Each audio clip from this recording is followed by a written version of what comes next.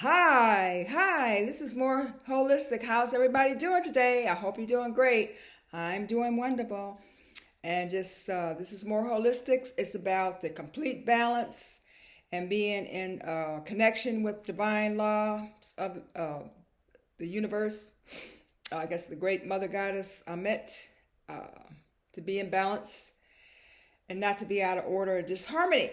So we want to keep ourselves, our minds, our bodies, our soul in sync, in balance with the Most High and with the earth itself, the Mother Earth herself. So we can avoid a lot of problems that we're facing in today's world.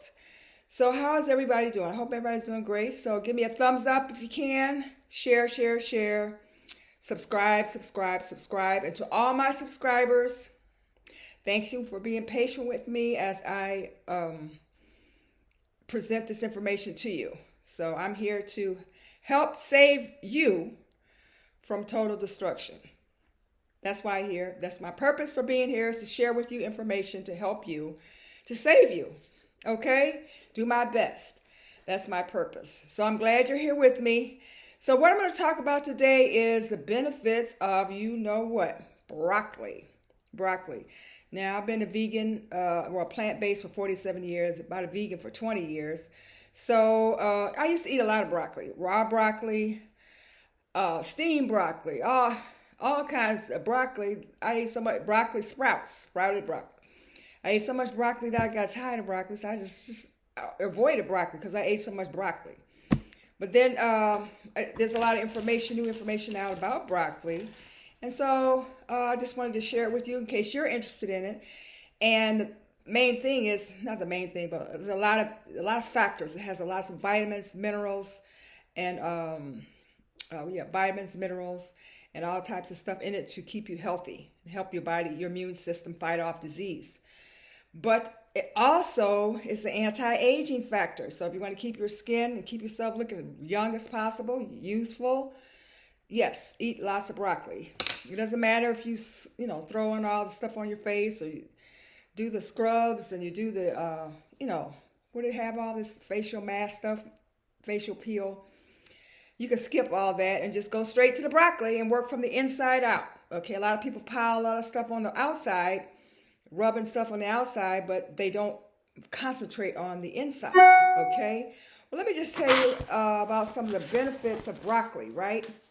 Now, broccoli, say 1 cup of broccoli has 6 grams of carbs, 2.6 grams of protein, 0.3 grams of fat, 24 grams of fiber, 135 grams of vitamin C, 11 grams of vitamin A, 116% of vitamin K, which is good for your bones. You know, I need that after my knee incident.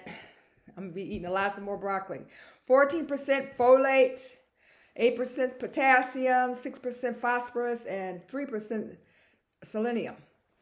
And broccoli comes from the cruciferous vegetable, which is a brassica family, which is similar to kale, cabbage, Brussels sprouts, collard greens, in that family. But broccoli is the goddess. She's the queen. She's a star of all the family. She stands out. So the main thing about broccoli is, try to eat it raw. That's good to eat it raw. But sometimes you get tired of eating it raw, so you can steam it. But don't overcook it. Do not overcook it. Steam it. If you need to cook it, steam it. Okay? Roasting, I don't know.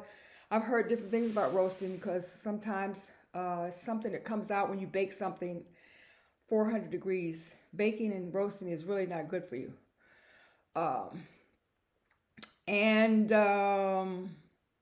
So it's good for your liver health, your immune system. It's anti-cancer. It lowers your LDL cholesterol.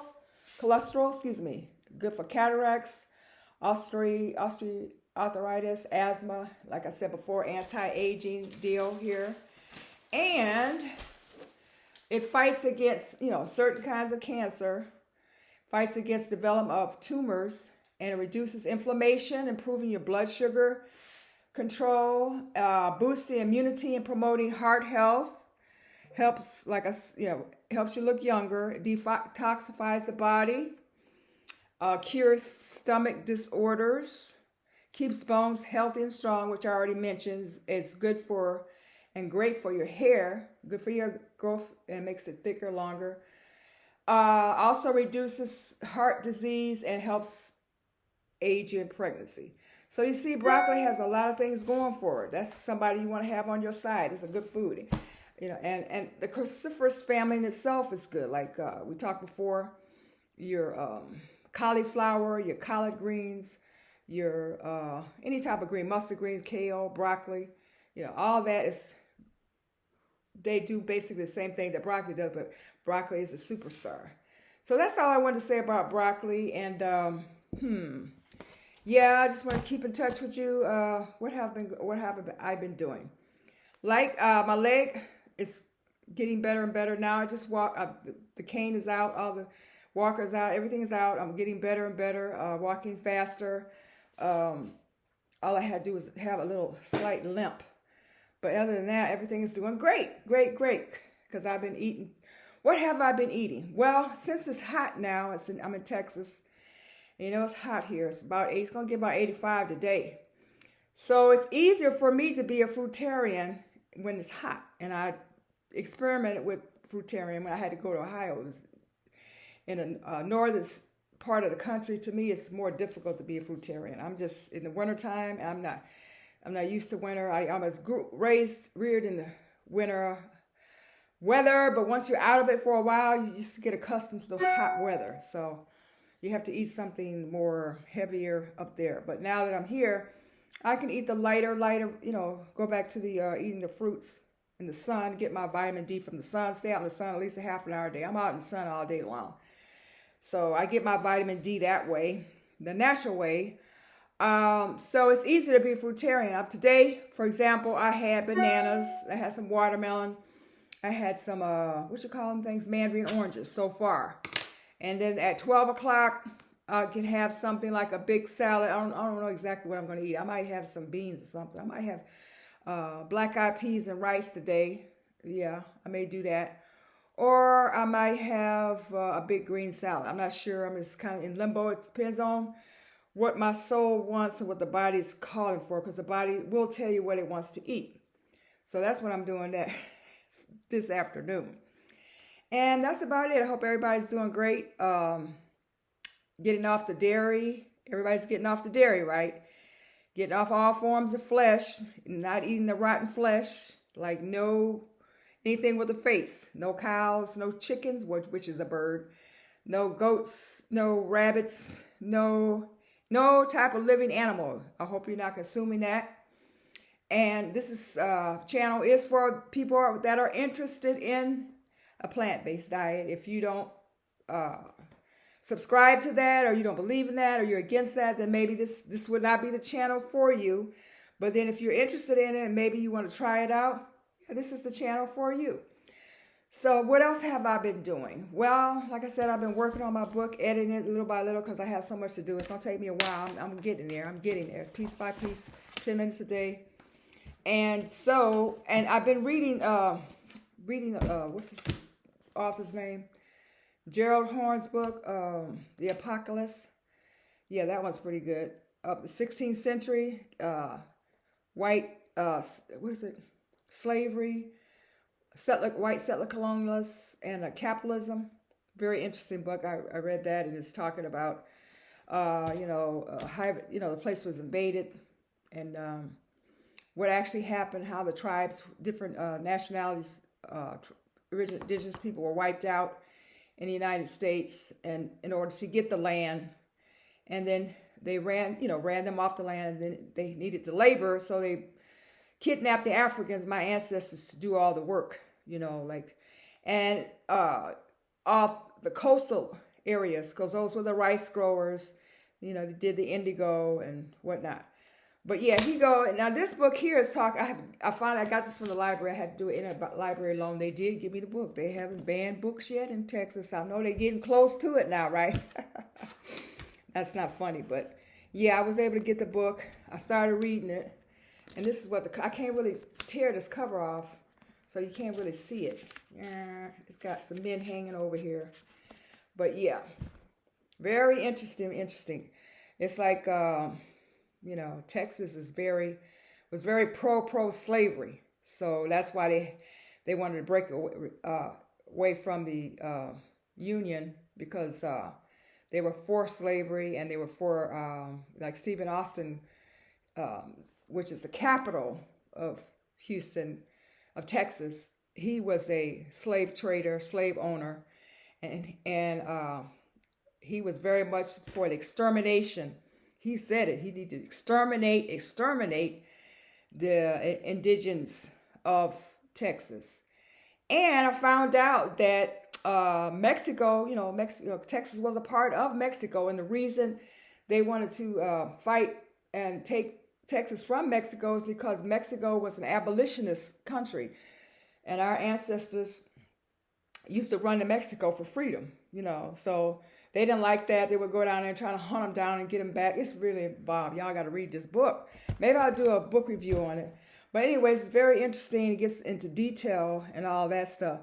So you're saying, what does this have to do with veganism or being plant-based?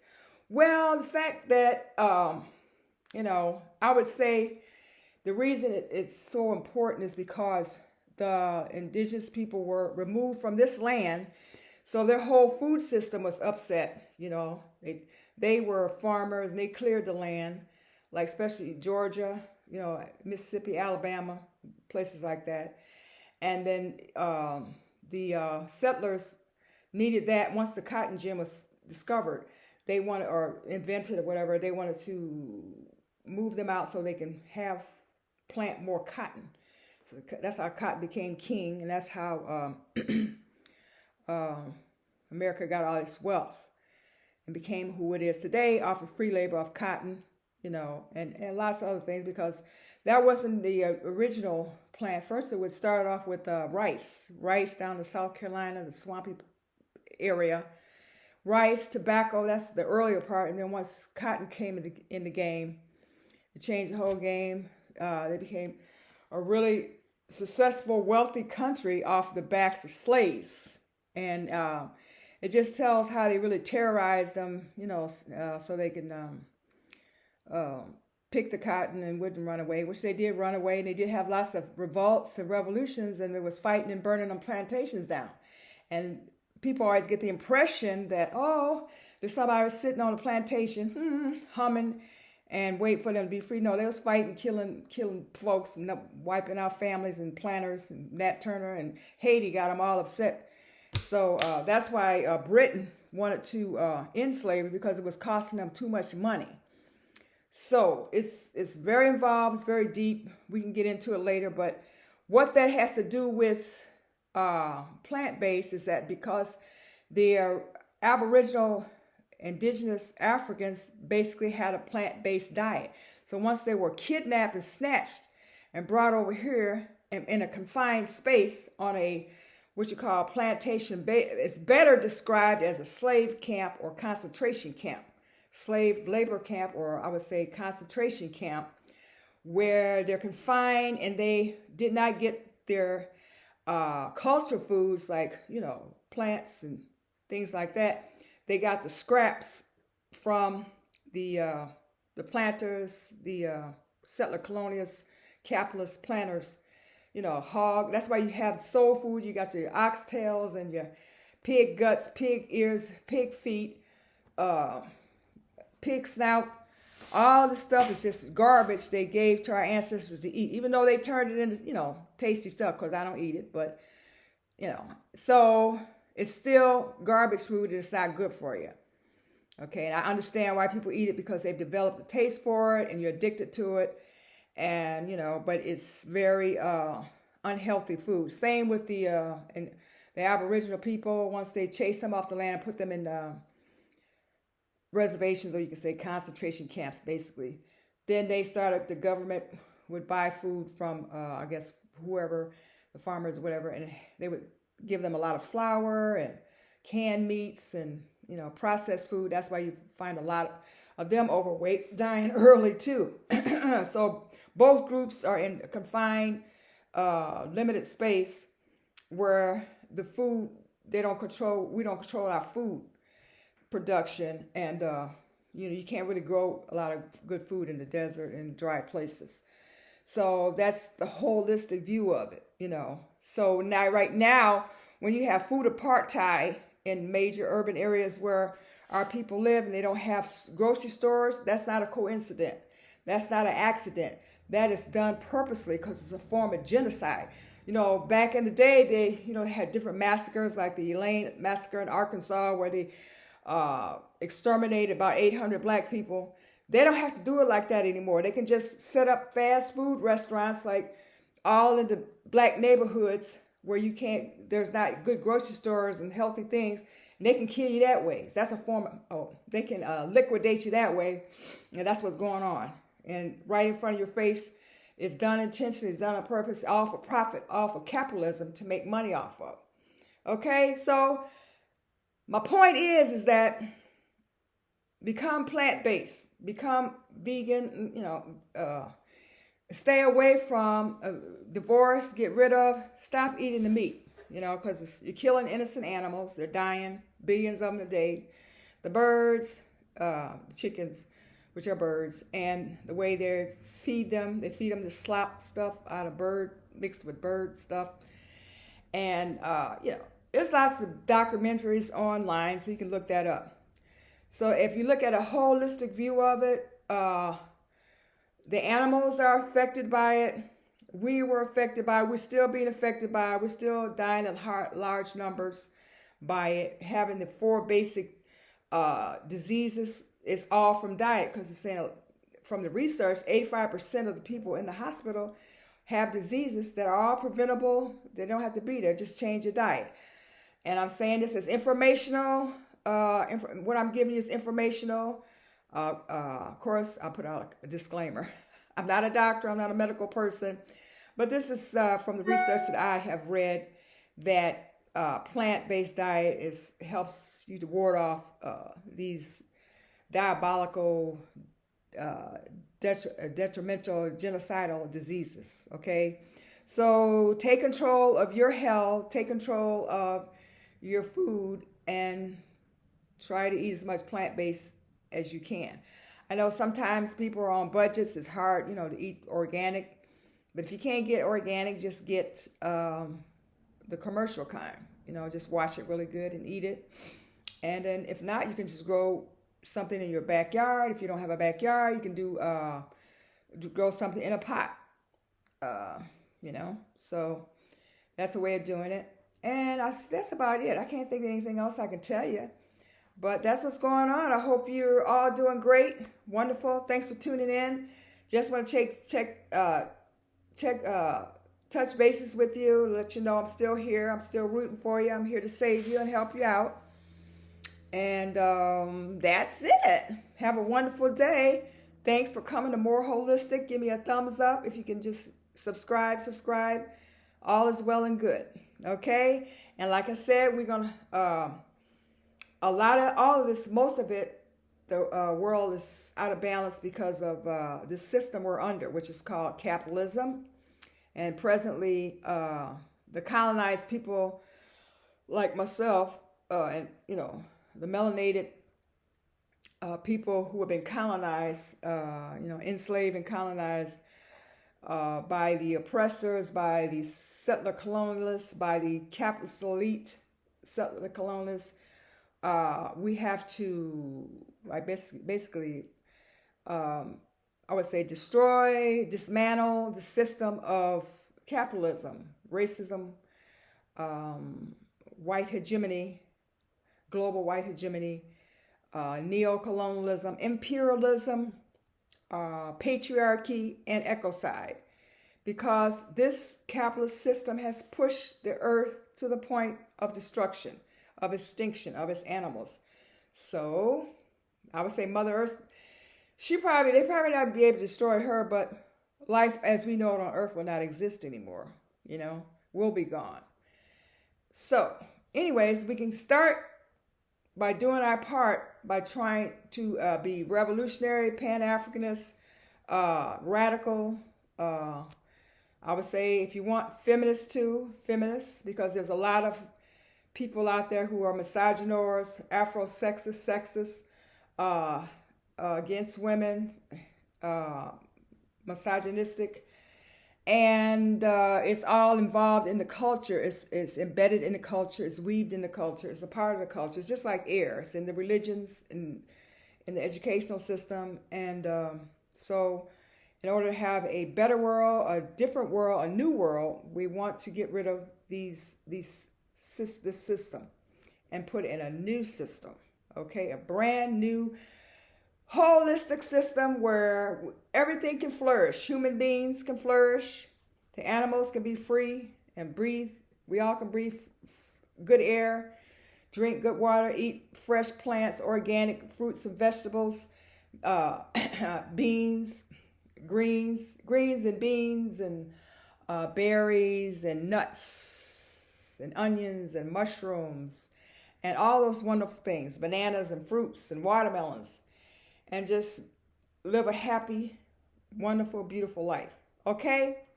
Give me a thumbs up, and if you have any questions, let me know. Thanks for tuning in to More Holistic. You have a wonderful life ahead of you.